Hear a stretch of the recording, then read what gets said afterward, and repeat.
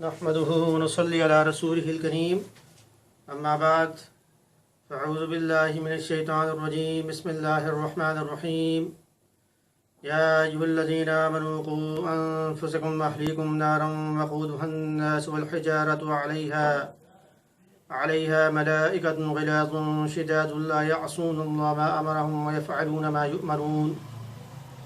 اے ایمان والو، اپنے آپ کو اور اپنے اہل و عیال کو جہنم کی آگ سے بچاؤ جس کا ایندھن انسان اور پتھر ہیں، اور اس پر بہت ہی قوی ہیکل سخت مزاج ملائکہ ہیں۔ وہ اللہ کے حکم کی نافرمانی نہیں کرتے، وہ وہی کرتے ہیں جس کا اسے حکم دیا جائے۔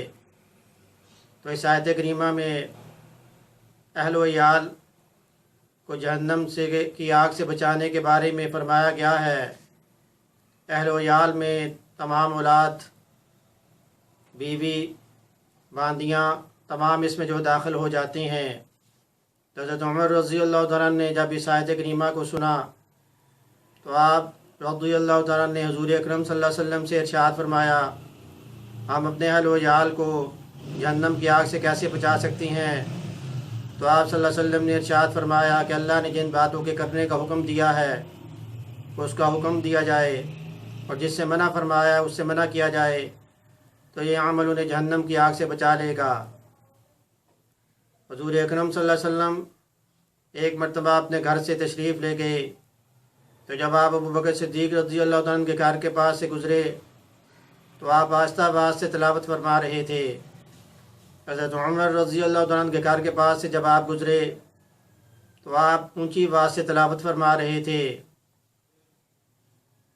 تو حضرت عمر رضی اللہ تعالیٰ عنہ نے اونچی آواز سے تلاوت کرنے کے بارے میں یہ فرمایا کہ میں اپنے اہل و عیال کو جگا رہا تھا کہ وہ اٹھیں اور اٹھ کر جو عبادت کریں، اور آپ یہ آیت کریمہ بھی تلاوت فرما رہے تھے، وَأْمُرْ أَهْلَكَ بِالصَّلَاةِ وَاصْطَبِرْ عَلَيْهَا، اور اپنے گھر والوں کو نماز کا حکم کیجئے اور اس پر جمے رہیے۔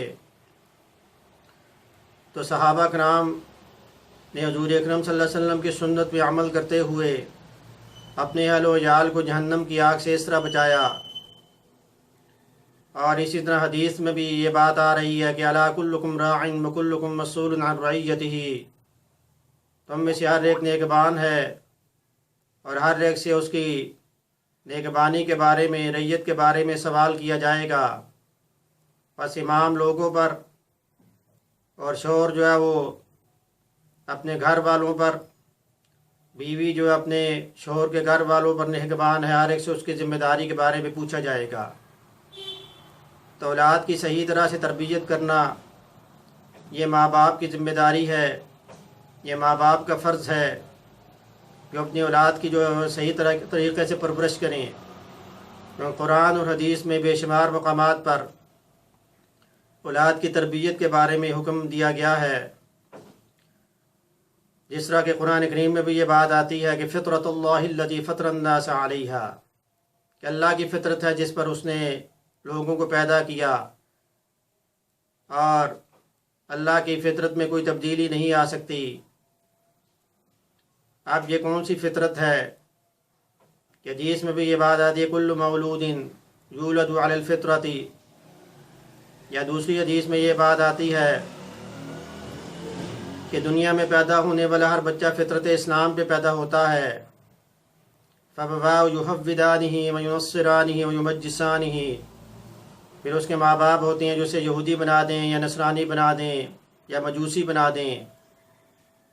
ابو ہریرہ رضی اللہ تعالیٰ عنہ نے اس حدیث کے بعد یہ ارشاد فرمایا کہ تم یہ آیت کریمہ تلاوت کرو کہ فطرت اللہ التی فطر الناس علیہا۔ تو دنیا میں پیدا ہونے والا ہر بچہ فطرت اسلام پہ پیدا ہوتا ہے، تو اسی فطرت پہ ہمیں بھی محنت کرنی چاہیے۔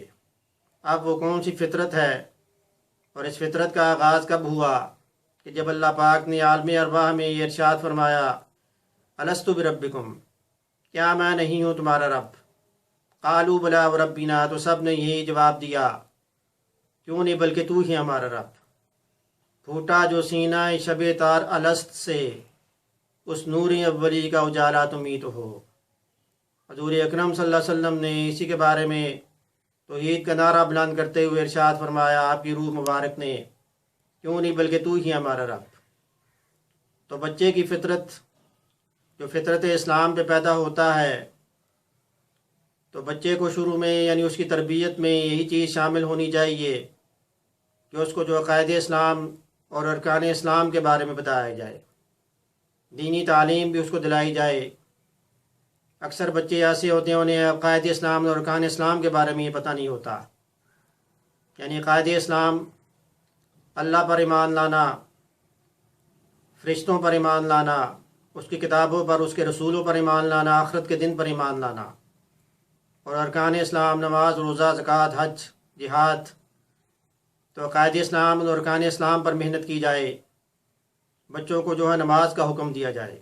بچہ جب صبح کے وقت سویا ہو تو ایک جذبے کے ساتھ جو انہیں اٹھایا جائے اور بچے کو نماز کی اہمیت کے بارے میں بتایا جائے، انہیں سمجھایا جائے، کیونکہ بچہ جو ہے فطرت اسلام پہ پیدا ہوتا ہے۔ اگر ہم ان کی تربیت اسی فطرت کے مطابق کریں گے تو ان کی تربیت کرنا آسان ہے۔ دیکھنا یہ ہے کہ بھئی جڑ کیا ہے، یعنی اس کی روٹ کیا ہے۔ تو اس کا آغاز جس فطرت سے ہوا ہے اسی فطرت کو آگے لے کر چلیں گے تو بچے کی تربیت کرنا آسان ہو جائے گا۔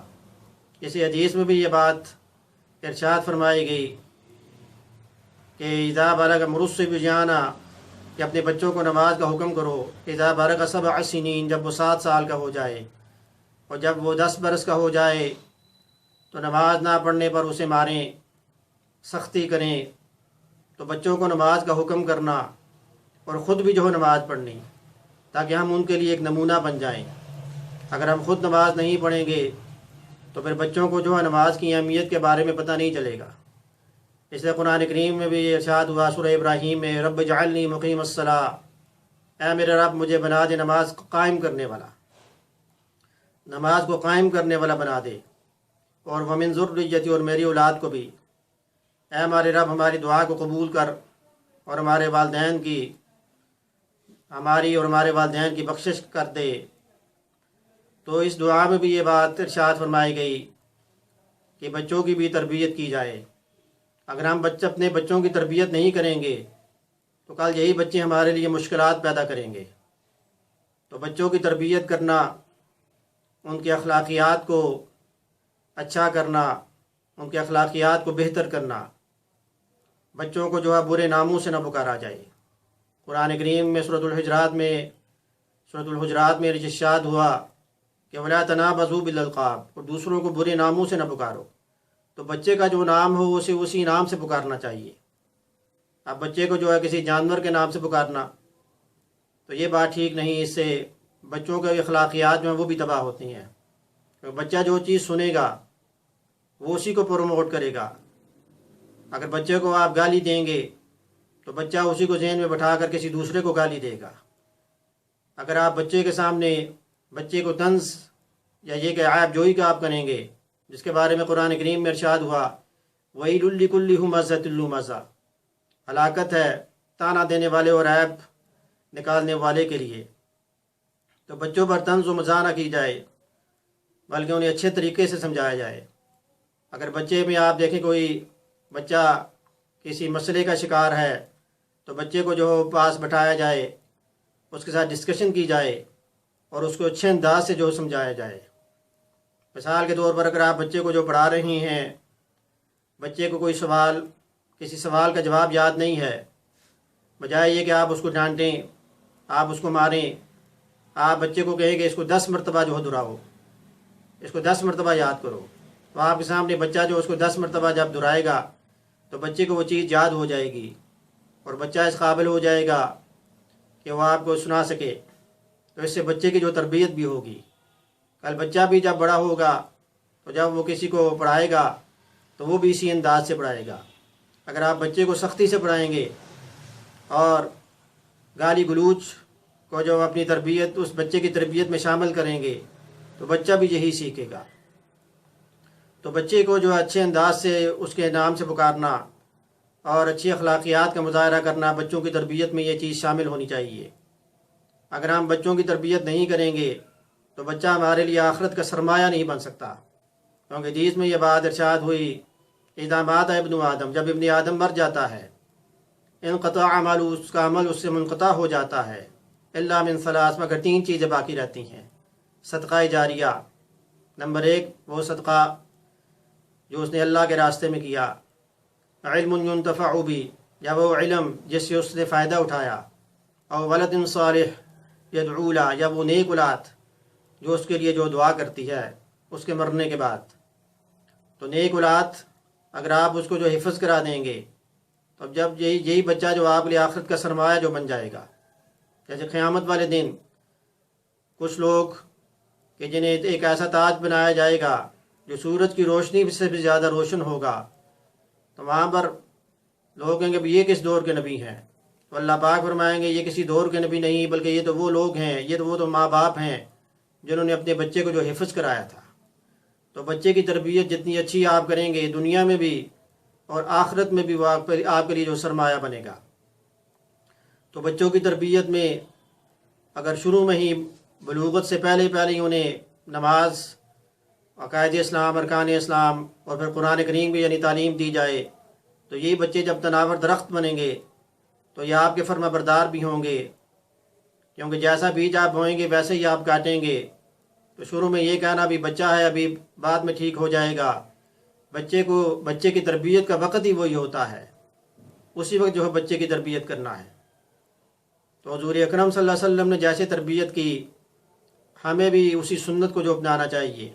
یہ حضور اکرم صلی اللہ علیہ وسلم کی تربیت تھی کہ عبداللہ بن مسعود رضی اللہ تعالیٰ عنہ جو فقیہ الامت بن گئے، عبداللہ بن عباس رضی اللہ تعالیٰ عنہ جو تھے مفسر القرآن بن گئے، ابو ہریرہ رضی اللہ تعالیٰ عنہ جو تھے وہ حافظ الحدیث بن گئے، ابی بن کعب رضی اللہ تعالیٰ عنہ جو تھے وہ امت کے قاری بن گئے، حلال و حرام کے جاننے والے معاذ بن جبل رضی اللہ تعالیٰ عنہ بن گئے، امت کے امین جو تھے وہ ابو عبیدہ بن الجراح رضی اللہ تعالیٰ عنہ بن گئے، فرائض کے جاننے والے زید بن ثابت رضی اللہ تعالیٰ عنہ بن گئے۔